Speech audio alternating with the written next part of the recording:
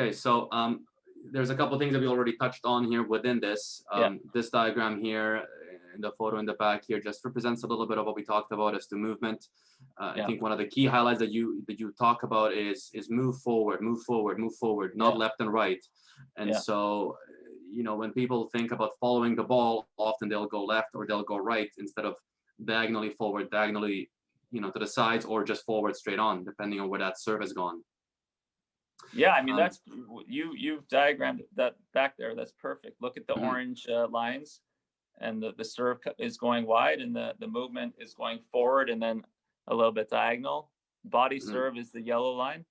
You're handcuffing your opponent. You're moving forward on that because that you're directly in line with your opponent. And then the T serve. I mean, the angle of that T serve is kind of going towards the returner, which maybe isn't the best angle. You probably want to make them, because according to that angle of the way that's coming in, you're not really going to make your opponent stretch that much. Right, it would be more right to their backhand. Yeah, more right to their backhand. So maybe that angle, you know, you don't want to stand that close to the alley. Start here and then go down this way. It's all depends on your quality of serve and what strengths you have. But you're trying to make your opponent stretch on that serve a little bit, and then at the net you're going forward and then diagonal. So you're ready for that middle ball, definitely, and you're giving up alley on that serve, but again, your opponent is stretching to a backhand in the middle of the court, and him hitting it by you, you know, back down the line is you know, it's a tough one. Tip your hat, yeah. And you know, when you say handcuffing the opponents, meaning hitting right at the body there. You know, at a club level, one of the things that we coach over and over and over again is for people to get moving, to get split stepping, to get their body activated. And so the fact that you have many of your opponents are not ready to move until that ball is bounced and landed in front of them. At a club level, it turns into a great strategy for the servers. Hit that ball right at them, at the receiver. They're most likely not ready to move out of the way if you have a precise enough serve to do that. Yeah, I mean, it's so difficult I mean, that's the whole part about doubles. You're setting your partner up, and that's the easiest way to set them up. You're not trying to hit aces as a server. A good body serve is vital. And on that previous diagram, you see the backhand return, which a lot of the time the opponent as a returner would try to pull that down the line, but because you move forward and your shoulders are square, you're ready for that shot. And you're ready for a ball in the middle too. So it's an effective strategy for sure. And so in this diagram here, we're looking at the two baseliners getting into a rally or an exchange, really. And so, you know, the net player's movement. Let's talk a little bit about the timing of that movement, because, you know, if this baseliner here hits this ball going wide along the yellow line, you know, this player here is having to go into the yellow spots because they're sort of following that in. And then that one's a little more tricky, because you, as a server, you're telling your partner you're going wide. It's you're hitting an angle off the angle forehand off the court here. Kind of depends on what kind of ball you're getting during the rally, right? So that's more that the player at the net is seeing that his opponent at the baseline is running off to the side of the court, so he has to react that way. So you know, this is more about moving forward, and then if you're athletic enough and you're able to move forward and be aggressive and make that move across the net and intercept the ball. I was never good at that, but there are a lot of guys with big strong legs that can thrive in those situations. So you know, you're getting in that rally and you're moving forward as your opponent's about to hit the ball. And then if your opponent has hit the ball past you, hit a good forehand back to your partner at the baseline, then you're in the process of moving back. So again, this goes back to that forward backward moving of about a meter in the box. And now you're in a position a little further back in the box, and maybe your opponent at the net on the other side is going to try and intercept your partner's forehand from the baseline. So you're kind of playing that game. Who's going to cross first? But it's just people tend to start dancing too much around the box. They think they have to cover too much space. They're moving sideways when they don't have to be.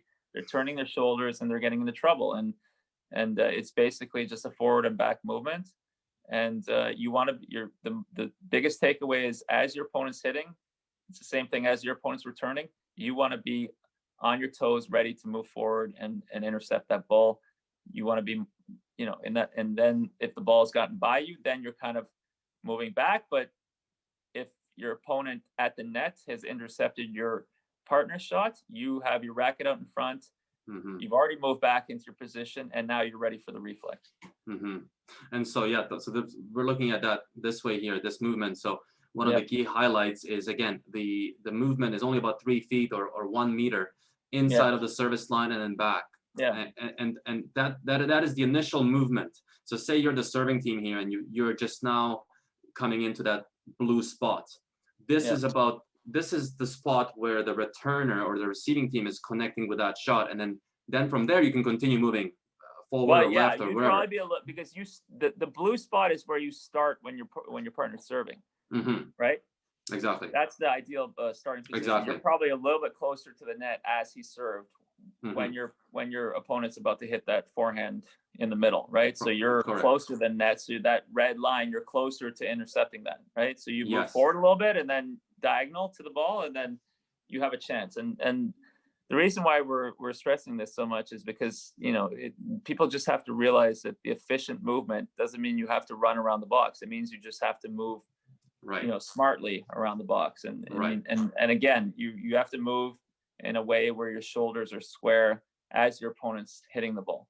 So then you're able to go both ways in the box. You're able to cover the backhand volley, you're able to cover the forehand volley, which is the most ideal scenario. And we've all been there where you're playing against someone that is not as athletic as you are, but they always seem to be in the right place. And so I think it's frustrating for me. I mean, I again, like in these mixed doubles matches, I sense my partner was mad at me because our opponent, the man usually on the other side, he was able to, put so much pressure on her when she was hitting baseline shots, and I wasn't putting a lot of pressure on our opponent when they were hitting their baseline shots. So, it was we would another strategy we should talk about is once this rally, it's the same thing as the poach off the serve. Once this rally starts, this is what I would do to try and get over the fact that I wasn't getting involved enough. I would tell my partner, after your return, you're going to hit one forehand, and then you're going to hit a second forehand, and then I'm going to go, right? So I'm just going to dart across, and I'm going to be aggressive and try and intercept that ball. Unfortunately, because I wasn't a great faker and mover at the net, they would see me go, right? So, but the fact that I've told my partner that I'm going, she or he knows, and they're already on the other side waiting. So if our opponent sees me go too early, which happened a lot, they would hit down the line, and then my partner would be there, So then they start engaging in a down line rally, and then again it was who's going to intercept that ball, which is very difficult. But my opponent seemed to do that more than I did again. So so that's one reason why I used to pull my hair out playing mixed doubles and well, that must be a reason why you only won 7 Grand Slam titles, I'm sure. The first thing I said tonight was the quality of your partner, and if you look at my mixed doubles partners, they were I won 2 Grand Slams with Kristina Milutinovic. She's winning 2 Grand Slams a year now, and I've had very good partners in mixed doubles. So more credit to my partners in mixed for sure. Well, no, that's good. But you got to partner up with people that have different strengths than you do, right? When you're playing. Yeah, for sure. So, okay, so just to sum up here on this side here, the idea is that you can pre-plan the poach or the switch where, if this is you, I guess, Daniel, at the net here, your partner would hit that serve, and then maybe 2 forehands cross courts, and then the net player would go across. Yeah, and, that's right. And then the baseliner would come across over but this way. Exactly. But just to stress that when I'm going across, I'm not darting across sideways. I've already moved forward, trying to intercept the ball, and then diagonal to my spot, which is just past the line, right? Just past the middle line. Just past the center line here. Yeah. If I were to dart across and the ball came to me, I'm not in a good position to do much with the ball because I'm too far from the net, right? So what am I going to do in that situation? I can try and hit a volley at the net player, but I'm so far from the net that they're going to have so much time to reflex it behind me, and then I'm in trouble.